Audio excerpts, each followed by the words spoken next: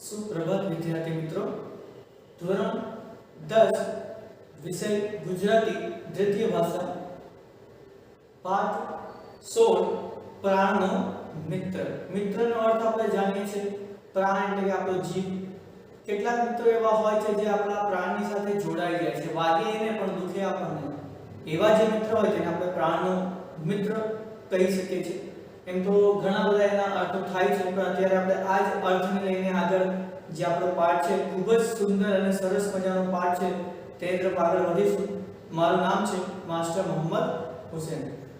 હવે વિદ્યાર્થી મિત્રો, તમે સ્લાઇડમાં જોઈ શકો છો કે પત્તા જે છે ઝાડના, તેનું કંઈક તમને ચિત્ર દેખાય છે.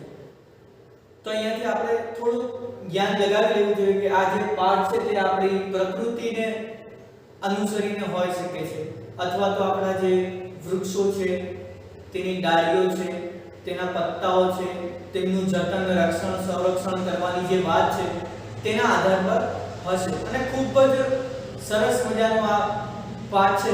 તો આપણે પાઠ તરફ આગળ વધીએ તો પહેલા આપણે લેખક પરિચય મેળવીએ. તો આપણે લેખક પરિચય મેળવીએ. પાઠ 16 પ્રાણનો મિત્ર. તેમના લેખકનું નામ છે રવિન્દ્રનાથ ટાગોર. ચિત્ર તમે જોઈ શકો છો અને ચિત્ર ખૂબ જ સુંદર છે અને બધા જ ઓળખતા હશે આ મહાન વ્યક્તિને. ઘણા એવા સરસ સમાજસેવી કામો પણ કર્યા છે, ઘણું એવું લેખન પણ તેમણે લખ્યું છે સમાજ સેવાને અનુરૂપ. અને આજે આપણે જે પાઠ વાંચીશું તે પણ ખૂબ જ સરસ મજાની શૈલીમાં લખવામાં આવ્યું છે.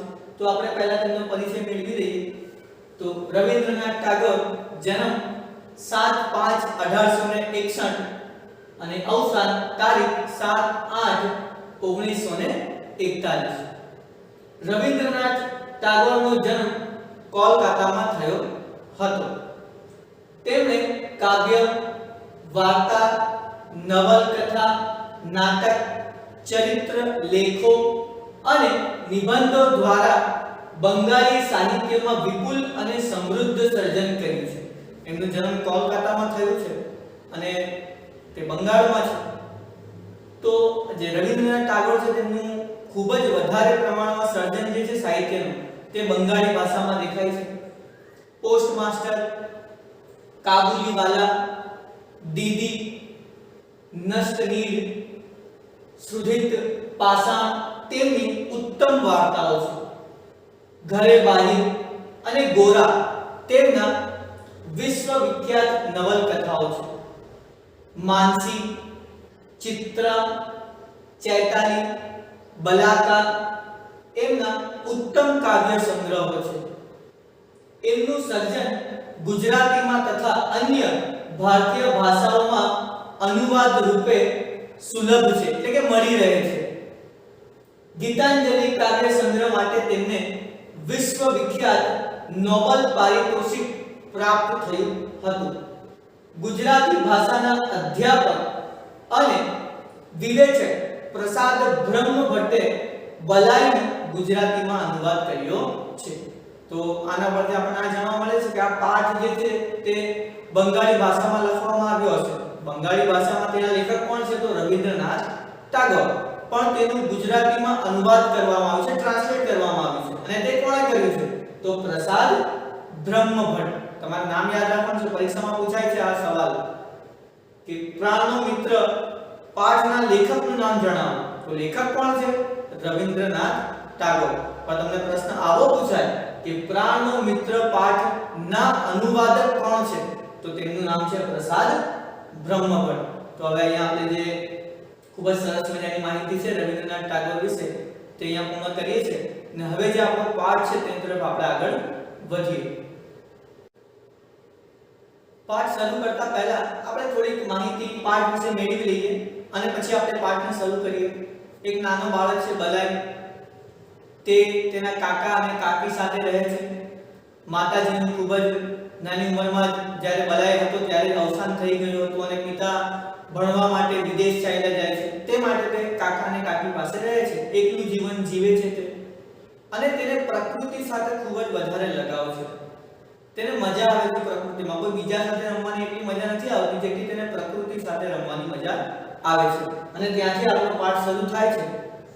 મૂળ સ્વરો જ પ્રબળ બની ગયા હતા. પ્રબળ એટલે કે મજબૂત. જે સ્વરો છે, જે અવાજ છે તે પ્રબળ બની ગયો હતો. જમ જમ વરસાદ પડે છે. વરસાદ પડે છે પણ તેનો અવાજ આવે છે જમ જમ. તેનું આખું શરીર જાણે વરસાદનો ધ્વનિ સાંભળે છે. જે બલાય છે તેનું આખું શરીર, મેં તમને પહેલા જ કીધું કે પ્રકૃતિથી ખૂબ જ પ્રેમ કરે છે, તો તેનું આખું શરીર જાણે વરસાદનો અવાજ સાંભળતો હોય તેવી અનુભૂતિ અહીંયા એને થાય છે. અગાસીમાં સાંજનો તડકો પડ્યો છે. હવે સાંજનો સમય આવી ગયો છે. અગાસીમાં થોડો તડકો આવી ગયો છે. તેમાં એ ઉઘાડા ડીલે ફરે છે. જો પહેલા આપણે શબ્દ છે અહીંયા દિલ, એનો મતલબ સમજી લઈએ. એક આવે છે દિલ અને આ છે ડીલ. દિલ એટલે કે હૃદય અને આ જે ડીલ છે એનો અર્થ થાય છે શરીર. અને તે તડકો છે ને તે તડકામાં ઉઘાડા શરીરે ફરે છે, એટલે કે કપડા વગર જે અગાસી છે તેની અંદર ટહેલે છે અથવા તો ફરે છે. સમસ્ત આકાશમાંથી જાણે તે કંઈક એકઠું કરી રહ્યો છે. સમસ્ત એટલે કે આખા આકાશમાંથી કંઈક ના કંઈક તેના શરીરની અંદર પ્રવેશી રહ્યું છે, તે પોતાના શરીરમાં કંઈક એકઠું કરી રહ્યો છે, જમા કરી રહ્યો છે, એવી અનુભૂતિ એને થાય છે. તેને એકલા બેઠા બેઠા પોતાના મન સાથે વાતો કરવાની ઈચ્છા થાય છે અને તેને પોતાના મન સાથે એકલા બેસીને વાતો કરવાનું પણ મન થાય છે. હું એકવાર તેને પહાડ પર લઈ ગયો હતો. હું એટલે કે અહીંયા જે કાકા છે બલાઈના, તેની વાત આવે છે. કાકા એકવાર બલાઈને પહાડ પર લઈ ગયા હતા, એટલે પર્વત પર લઈ ગયા હતા. અમારા ઘર સામે લીલું ભરાવદાર ઘાસ પહાડના ધોળા પરથી તળેટી સુધી પથરાયેલો હતો અને જે પહાડ છે તે ટોચથી લઈને તળેટી નીચે સુધી લીલા ઘાસથી પથરાયેલો એટલે કે ઘેરાયેલો હતો. આ બધી જગ્યા પર લીલા ઘાસ હતા. આપણે કેટલાક પર્વતો એવા જોયા છે જેમાં એકલા પથરા જ હોય, માટી જ હોય. આપણે બરફવાળા પર્વત પણ જોયા છે, પરંતુ આ પર્વત કેવો હતો? લીલું ઘાસથી ભરાવદાર. જે લીલું ઘાસ હોય છે, જે તમે બાગ બગીચામાં જતા હશો કેવું લીલું ઘાસ હોય છે, તેવું જ લીલું ઘાસ જે પર્વત હતું તેની ઉપર પથરાયેલું હતું. એ જોઈને તેનું મન પ્રસન્ન થઈ ગયું હતું. તેનું એટલે કોણ? બલાઈનું. અને જ્યારે પર્વત જુએ છે ત્યારે તેનું જે મન છે તે ખૂબ જ પ્રફુલ્લિત થઈ જાય છે, પ્રસન્ન થઈ જાય છે. આપણે આગળ વાત કરીએ કે તેને પ્રકૃતિ ખૂબ જ ગમે છે. એને મન તો ઘાસનો પુંજ, ઘાસની ગબડવાની રમત છે. પુંજ એટલે કે જે આખો એકઠો જૂથ હોય છે, પુંજ ઘાસનો. પર્વત આખું ઘાસથી લદાયેલું છે અને તે પર્વત જ્યારે આવું કંઈક જોવે છે તે ઘાસનો પુંજ, તો એના માટે એક રમત બની જાય છે. શેની રમત? ગબડવાની. ગોળ ગોળ સૂઈને આવકવાની એક રમત તેના માટે તે બની જાય છે. બસ ગબડ્યા જ કરે અને બસ આખો દિવસ તે એવું જ કર્યા કરે. તેને એવી મજા આવે છે. એટલે તો તે પોતે પણ એ ઢોળા ઉપર ગબડે છે અને એટલે જ જે બલાય છે તે પર્વતની ટોચથી શરૂ કરીને તળેટી સુધી, નીચે સુધી બસ આખો દિવસ ગબડ્યા જ કરે છે. આખું શરીર ઘાસ થઈ જાય છે. અને તમે ગબડો તો થોડી ઘાસ એના શરીર પર પણ ચોટી જાય છે, તો એનું આખું શરીર ઘાસ થઈ જાય છે. ગબડતા ઘાસના તણખલામાંથી તેની ડોકમાં ગલીપીછી થાય છે અને તે ખળખળાટ હસી પડે છે. ગલીપીછી એટલે કે ગુદગુદી થવી. તમે અહીંયા હાથ મારો, અહીંયા હાથ મારો તો કેટલાક લોકોને હસવું આવે છે, ગુલગુલી થાય છે. ટણખલા જે નાના વૃક્ષોના પાંદડા કે કુપૂર્ણ જે ઉગે છે અથવા તો નાની ઘાસ જેને આપણે કહીએ છીએ, જે બાગ બગીચામાં હોય છે, તેને આપણે ટણખલા કહીએ છીએ. નાના ટુકડાઓને શેના ટણખલા? તો ઘાસના. જ્યારે ઘાસના ટણખલા જ્યારે તે ગબડે છે અને તેની ડોકમાં એટલે કે અહીંયા ડોકમાં વાગે છે તો એને ગલીપીછી થાય છે, એટલે કે ગુલગુલી જેવું કે ગુદગુદી જેવું થાય છે અને તે ખળખળાટ હસી પડે છે. તો હવે આપણે આગળ જોઈએ કે આગળ શું થાય છે. તો મિત્રો આપણે આગળ જોઈએ. હવે અહીંયાથી જે છે તે બલાઈનો પ્રકૃતિ પ્રેમ એવો એક પ્રશ્ન તમને પરીક્ષામાં પૂછાય છે, તો એનો જવાબ હવે અહીંયાથી શરૂ થાય છે અને ખૂબ જ મહત્વનો પ્રશ્ન છે. તો આપણે શરૂ કરીએ કે બલાઈનો પ્રકૃતિ પ્રેમ કેવો છે. તો કોઈ છોડનું ફૂલ તોડતું તો તેને ખૂબ લાગી આવતું. લાગી આવવું એટલે કે દુઃખ થવું. કોઈ છોકરો હોય કે કોઈ મોટો માણસ હોય અને ફૂલ તોડે તો એને એ જોઈને ખૂબ જ દુઃખ થતું. બીજા કોઈની પાસે તેની આ લાગણીનો કશો અર્થ નથી તે સમજતો હતો. અને આ જે લાગણી જે ભાવ થતો હતો દુઃખનો તે બીજા કોઈને સમજાવે અને એનો કોઈ અર્થ નથી, કારણ કે સામેવાળો એને સમજવાનો નથી. એ પણ જાણતો હતો પહેલાથી કે મારી આ લાગણી કોઈ બીજાને બતાવવાનો કશો અર્થ નથી. એટલા માટે તે વ્યથા છુપાવવાના પ્રયાસો કરતો હતો અને એટલા માટે તે એકલું જીવન જીવતો હતો. પોતાની જે વ્યથા છે, જે દુઃખો છે, જે વેદના છે તેને છુપાવવાનો તે પ્રયત્ન કરતો હતો. તેની ઉંમરના છોકરા ઝાડ પર પથરા ફેંકીને કાતરા પાડતા. તે કશું બોલી શકતો નહીં, ત્યાંથી મોં ફેરવીને ચાલ્યો જતો. અને એની જ ઉંમરના છોકરાઓ, નાના નાના છોકરાઓ રમતમાં ઝાડની ઉપર પથ્થર મારે અને જે ઝાડના પાંદડાઓ છે તેના કાતરા કરે. કાતરા એટલે કે તેના ટુકડા કરી નાખે પથ્થર મારી મારીને. તો આવું જ્યારે તે જોતો તો એ છોકરાઓને સમજાવતો નહીં, કારણ કે એને ખબર છે કે વ્યર્થ છે એ વસ્તુ. અને તે પોતાની વ્યથા છુપાવવા માટે કંઈ બોલતો નથી અને ત્યાંથી બીજી જગ્યાએ નીકળી જાય છે, જ્યાં એકાંત હોય ત્યાં જઈને મોં ફેરવીને ત્યાંથી ચાલ્યો જતો હતો. મજૂરો જે દિવસે ઘાસ કાપવા આવતા એ તેનો સૌથી વધુ દુઃખનો દિવસ બનતો. એક્ઝામમાં એક માર્ક્સમાં પૂછાય છે કે ભલાઈ માટે સૌથી દુઃખદ દિવસ કયો? તો જે દિવસે મજૂરો ઘાસ કાપવા માટે આવતા તે દિવસ ભલાઈ માટે સૌથી દુઃખનો સમય હતો. તો આપણે હવે જોઈએ કે મજૂરોને કાકા કોઈ દિવસ ઘાસ કાપવા માટે બોલાવે બાગ બગીચાને, તો એ દિવસ ભલાઈ માટે સૌથી દુઃખદ હતો. કેમ કે ઘાસની ભીતર ફરી ફરી તેણે જોયું હતું નાનકડી લતાઓ, જાંબલી, પીળા અનામી ફૂલો, પક્ષીઓએ ખાધેલી લીંબોડીઓના થળિયા પડીને ક્યાંક ઉગી નીકળ્યા છે. કેવા સુંદર છે તેના પર્ણ. આ બધું જ નિષ્ઠુર દાતરડા વડે કપાઈ જશે. તેની ફરિયાદ સાંભળનાર કોઈ નથી. તેના મનમાં ઘણા બધા પ્રશ્નો આવતા હતા. કયા કયા પ્રશ્નો છે આપણે જોઈએ તો જ્યારે તે ઘાસ મોટી થતી હતી તો એની ભીતરમાં એટલે કે અંદર ફરી ફરીને આપણે જો આગળ તેને ગબડવાની મજા આવે છે તો ગબડતો પણ તે ભીતર અંદર ઘણું બધું જોઈ લેતો હતો. નાની નાની લાકડીઓ, લતાઓ એટલે કે જે ડાળીઓ હોય છે નાની નાની, તે જાંબલી રંગની હોય કે પીળા રંગની હોય, અનામી ફૂલો, એવા ફૂલ જેના તે નામ પણ નથી જાણતો, પક્ષીઓએ ખાધેલી લીંબોળીઓના થળિયા, જે થળિયા જમીન પર પડ્યા હશે અને તેમાંથી પણ તેનું જ વૃક્ષ ઉગવાની શરૂઆત થઈ ગઈ હશે તેવા પણ કેટલા પત્તાઓ ત્યાં ઉગી ગયા હતા અને કેટલા સુંદર પત્તાઓ હતા. તે કોણે જઈને કહે છે કે આટલું સુંદર જે પત્તું છે કે જે લતાઓ છે કે જે ફૂલો છે તેને કાપો નહીં.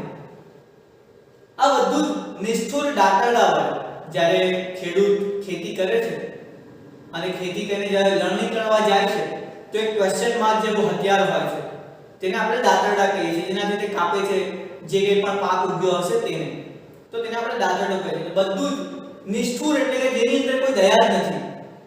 અને એવા જ એક નિર્જીવ વસ્તુ દાતરડા વડે બધું જ કપાઈ જશે અને જે તેને વ્યથા થશે તેની ફરિયાદ તે કોને સંભળાવશે? કારણ કે એની ફરિયાદ સાંભળવા વાળું કોઈ જ નથી. તો હવે આપણે આગળ જોઈએ કે આ ફરિયાદ તે કોને જઈને સંભળાવશે અને આગળ શું થશે. તો આપણે આગળ જોઈએ કોઈ દિવસ તે તેની કાકીના ખોળામાં આવી બેસતો અને તેને ગળે વળગી પડતી કહેતો, પેલા મજૂરોને કહો ને કે આ વૃક્ષોને ન કાપે. અને જ્યારે મજૂરો કાપવા માટે આવે તો કોઈ દિવસ એવું થતું હતું કે તે પોતાની કાકી પાસે જઈને તેમના ખોળામાં જઈને ગળે લાગીને બેસી જતો અને દુઃખી હૃદયે કહેતો કે પેલા મજૂરોને જરા કહો ને કે મારા જે પ્યારા પ્યારા વૃક્ષો છે, જે અનામી ફૂલો છે, જે ઘાસ છે તેને ન કાપે. કાકી કહેતી, ભલે તું કેવી ગાંડા જેવી વાતો કરે છે, આ બધું તો જંગલ છે, એ સાફ કર્યા વિના ચાલશે કેવી રીતે? અને કાકી તેને સમજાવે છે કે ભલે શું ગાંડા જેવી વાતો કરે છે, બે પાગલ થઈ ગયો છે.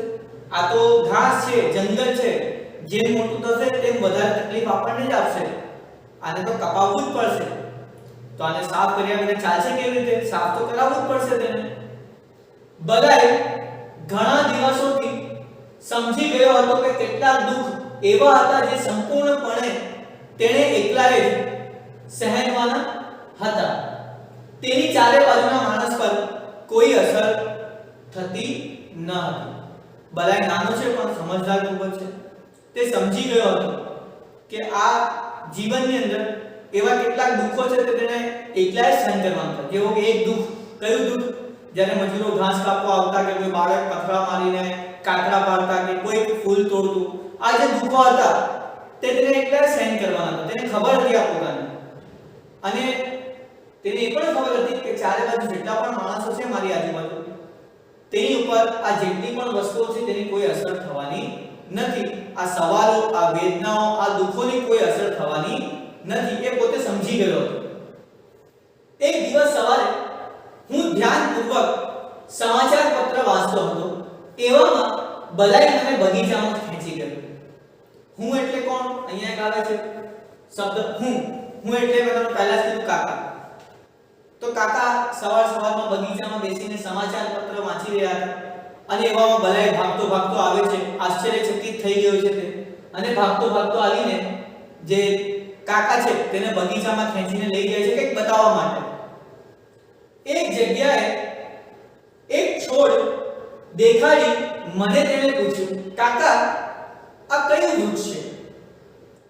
અચાનક બગીચામાં કોઈ વૃક્ષ ઉગી ગયું હશે, નાની કૂપણો ઉગી ગઈ હશે, તો તે ખેંચીને લઈ જાય છે કાકાને, અને છોડ દેખાડીને કાકાને કહે છે કે કાકા આ વૃક્ષનું નામ બતાવો મને, કે આ વૃક્ષ કયું છે?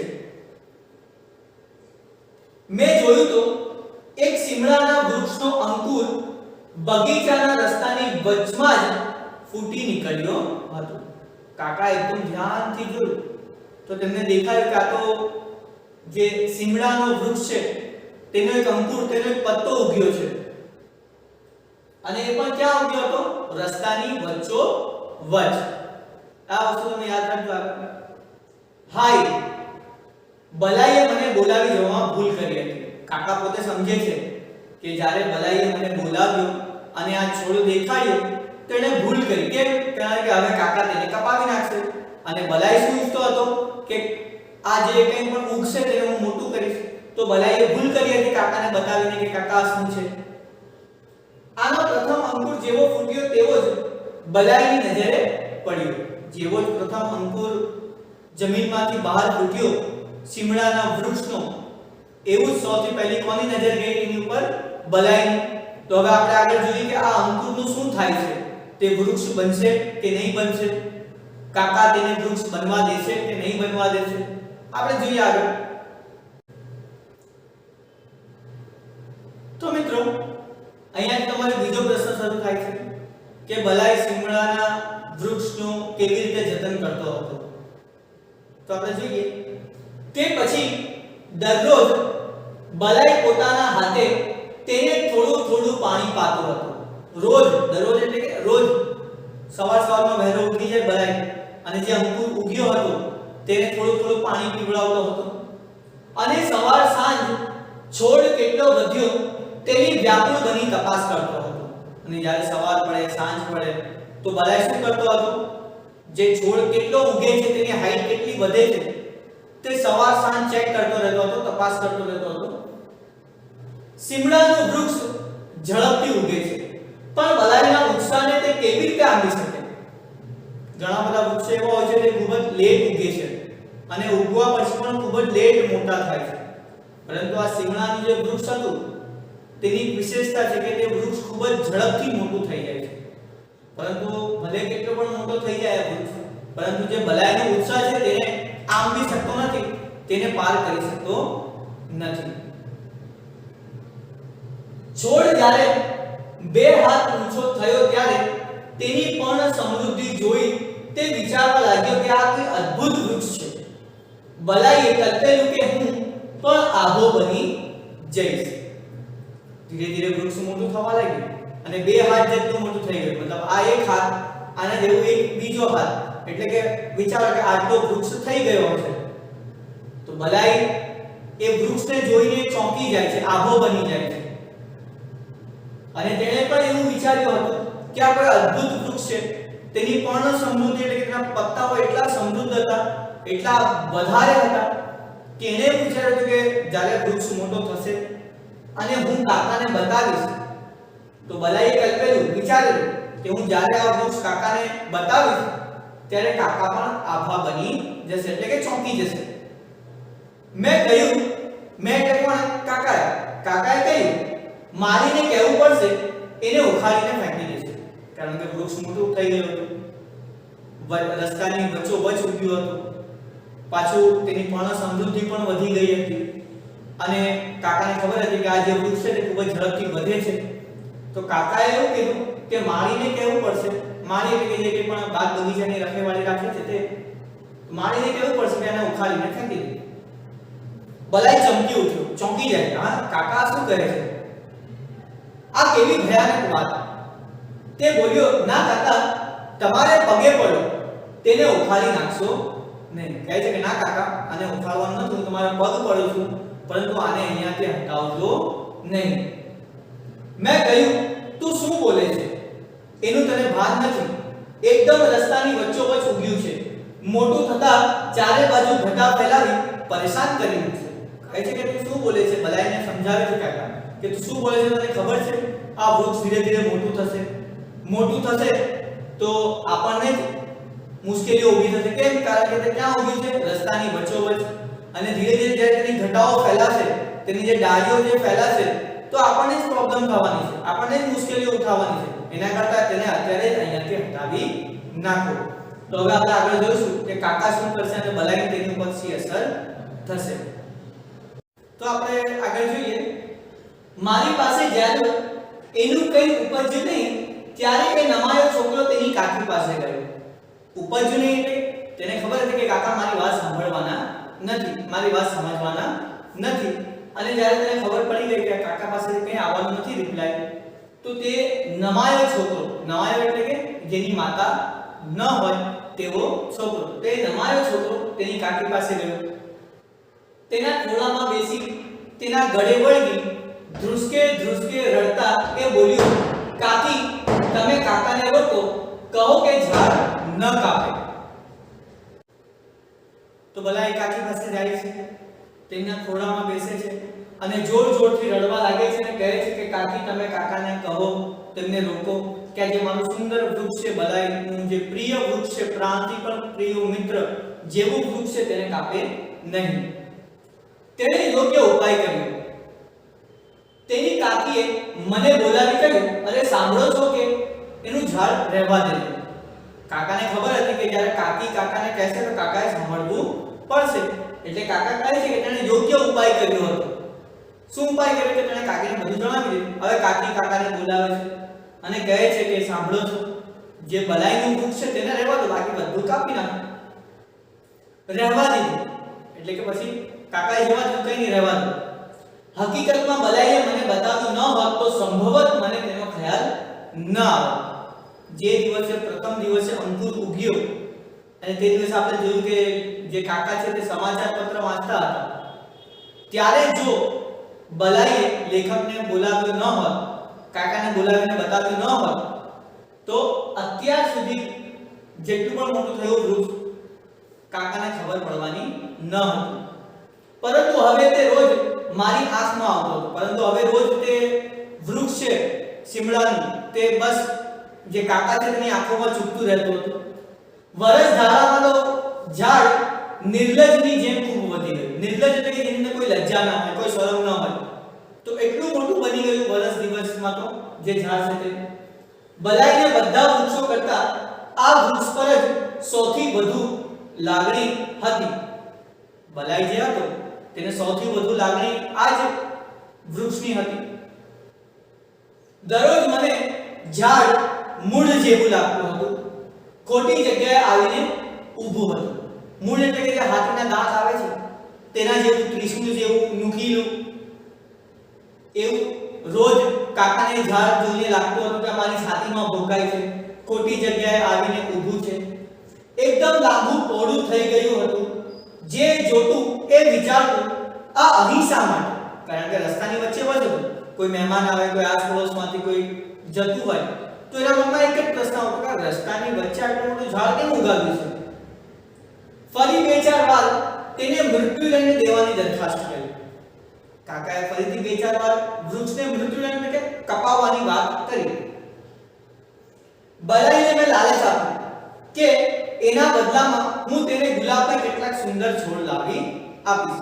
કાકા લાલચ પણ આપે છે બલાઈને કે બલાય અત્યારે આપણે આ વૃક્ષ કપાવી નાખીએ, આની જગ્યા પર હું બે ચાર તને સુંદર સુંદર ગુલાબના જે છોડ છે તે લાવીને આપીશ, પરંતુ અત્યારે આપણા જે વૃક્ષ છે તેને અહીંયાથી કપાવી નાખીએ. પરંતુ બલાય માનતો નથી. હવે અહીંયાથી આપણે આગળ જોઈએ.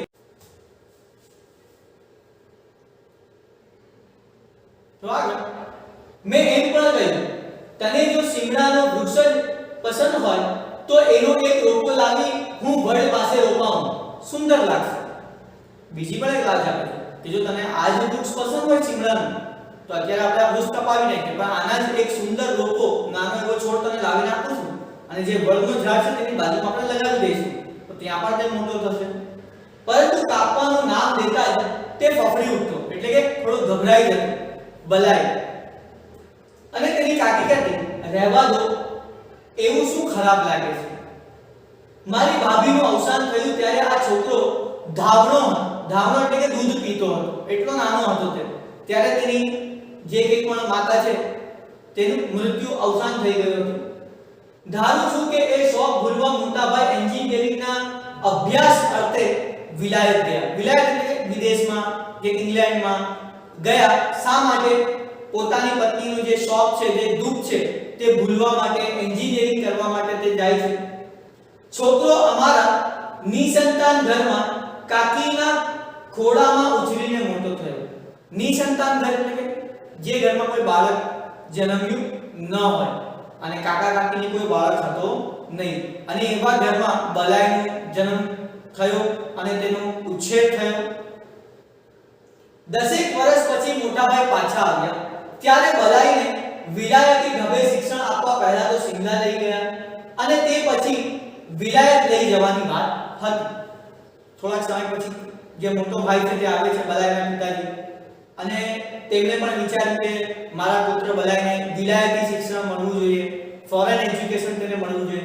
તો પહેલા તો તેને શિમલા લઈ ગયા અને ત્યાંથી પછી તેને વિલાયત લઈ જવાની વાત હતી. રડતો રડતો બલાઈ કાકીના ખોળે છોડી ચાલ્યો ગયો અને અમારું ઘર ખાલી થઈ ગયું. અને જ્યારે જવાનો સમય હતો, જ્યારે પિતાજી તેને લઈ ગયા ત્યારે તે ખૂબ જ રડતો રડતો આ ઘરને ખાલી કરીને જતો રહ્યો. જો હવે શું થશે તે આપણે જોઈએ ને, ખૂબ જ જરૂરી, હવે જે આગળ આવશે તે ખૂબ જ જરૂરી છે, મહત્વનું છે આ પાઠના પ્રાણ માટે. તો આપણે આગળ વધીએ. તે પછી 2 વર્ષ વીતી ગયા. આ દરમિયાન બલાઈની કાકી એકાંતમાં આંસુ સારતી અને બલાઈના સુવાના ખાલી ઓરડામાં જઈને તેના તૂટેલા જૂતા, તેનો ફાટેલો રબરનો દડો અને જાનવરોની વાર્તાઓની સચિત્ર ચોપડીઓ રમાડ્યા કરતી. અને હવે તો આ બધા રમકડા છોડીને ગયેલો બલાઈ ખૂબ મોટો થઈ ગયો હશે તેવો વિચાર કરતા કરતા બેઠી રહી. બલાઈ તો નીકળી ગયો ઘરેથી વિદેશ જવા માટે, પરંતુ અહીંયા કાકીની ઉપર ખૂબ જ વધારે અસર થઈ, કારણ કે કાકીએ ઉછેરીને મોટો કર્યો હતો. 2 વર્ષ વીતી ગયા હતા બલાઈને ઘર છોડીને જવામાં. તો કાકી ખૂબ જ ઉદાસ થઈ ગઈ હતી. એકાંતમાં એટલે કે જ્યાં કોઈ ન હોય તેવી જગ્યા પર તે આંસુ સારતી રહેતી, એટલે કે રડ્યા કરતી હતી. બલાઈનો જે ખાલી ઓરડો હતો સુવામાં, જે સુવાનો જે રૂમ હતો ખાલી, ત્યાં જઈને તેની જે કંઈ પણ વસ્તુ હતી તેની સાથે રમ્યા કરતી હતી અને વિચારે કરતી હતી કે મારો બલાઈ અત્યારે કેટલો મોટો થઈ ગયો હશે. એક દિવસ મેં જોયું તો પેલું સીમાડાનું ઝાડ ખૂબ મોટું થઈ ગયું હતું. અને એક દિવસ ફરીથી કાકાની નજર પેલા સીમાડાના વૃક્ષ પર પડે છે અને કાકાને લાગે છે આ તો સાચેમાં બહુ મોટું થઈ ગયું છે. એટલું મોટું કે તેને હવે આશ્રય આપી શકાય નહીં. એક દિવસ મેં તે કપાવી નાખ્યું. બલાઈ તો ઘરમાં નથી, રોકવા વાળો હવે કોઈ નથી, કાકી તો એકાંતમાં રહે છે. કાકાએ વિચાર્યું કે હવે આ જે ઝાડ છે તેને આશ્રય આપવાનો નથી, એટલે કાકા તે વૃક્ષને કપાવી નાખે છે. એવામાં શિમલાથી બલાઈએ તેની કાકીને પત્ર લખ્યો અને પત્રમાં શું લખ્યું? કાકી, મારા પેલા સીમાડાના વૃક્ષનો એક ફોટોગ્રાફ મને મોકલી આપજો. પત્ર આવ્યો અચાનક જ, વૃક્ષ તો કાકાએ કપાવી નાખ્યું. અને એવામાં જ જે બલાઈ છે તેનો શિમલાથી લેટર આવે છે, પત્ર આવે છે કે કાકી મારો જે પ્રાણ જેવો મિત્ર છે શિમલાનું વૃક્ષ તેનો એક ફોટોગ્રાફ મને મોકલજો. તો હવે આપણે આગળ જોઈએ કે ફોટોગ્રાફ પહોંચે છે કે નથી પહોંચતો કે શું થાય છે તે આપણે